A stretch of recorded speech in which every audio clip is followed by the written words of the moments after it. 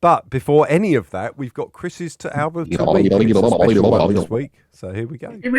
Chris's to album choice of the week. Chris's album choice of the week.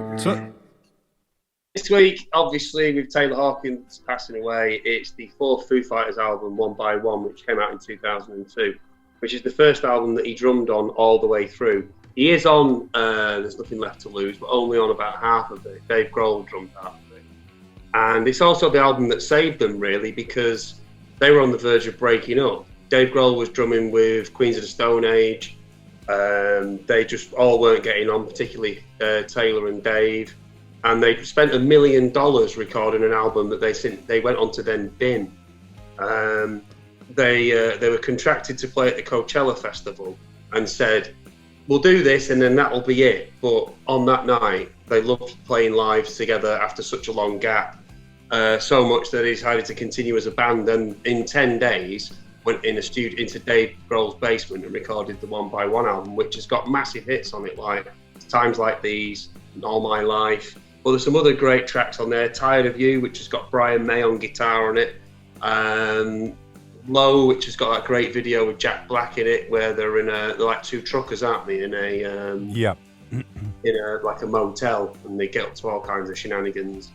It's just their last really big rock record, because after that they started to sort of mix things in, and they got some acoustic stuff and sort of vary their sound. But their last sort of meat and potatoes rock and roll record is this one from 2002, and yeah, it's just a great record. You will know some songs from this, but as a whole, Dave's got a theory that the Foo Fighters used to balance like a sort of a reasonable album and a great album, a reasonable album and a great album, didn't he, Dave?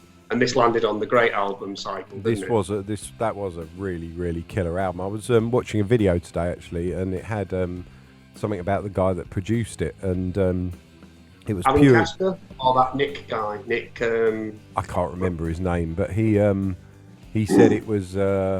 He first met Dave Grohl 2 or 3 years earlier, where he was playing a session on a film soundtrack that he was in and out of the studio for. And the tour bus, he was on tour, and the tour bus pulled up outside, and he went in and did his bits, and he got on really well with this guy, and they swapped contact details, this engineer. And then just before the making of that record, he bumped into Dave Grohl in a car park. And they said he caught up, and he said, "Yeah, I've left that studio now. I'm going freelance, looking for bits and pieces. If you hear anything," he said, "I'm just about to start doing something in my basement. It would mean living 4 months in my house and basically just committing to me for 4 months. And you've got to build a studio and then do all the." Oh, that was the album before then, because because they did build the studio that they did Nothing Left to Lose. Yeah, so it was One by One.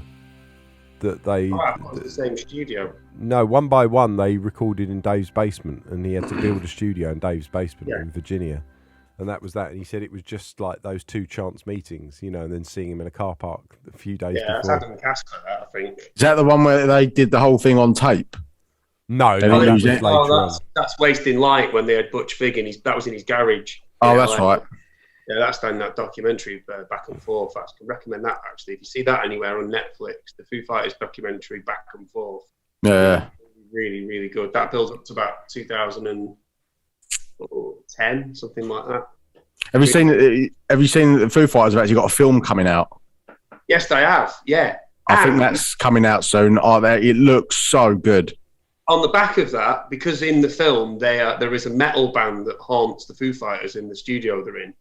Dave, I don't know if it's the full Foo Fighters or if it's just Dave Grohl, but there's a metal album they put off the back of it, and it is absolutely brilliant. The band's called, the fictitious band is called Dream Widow. It's all a bit space potatoes, isn't it? That, fictitious bands and writing in the style of a certain genre. Yeah. But yeah, Dream Widow. It's on Apple Music and Spotify and stuff. I'll check that out. Really good, like 80s thrash metal. But I can't wait for this film because it looks like a proper movie. It looks so good. Yeah, it does look good. Yeah.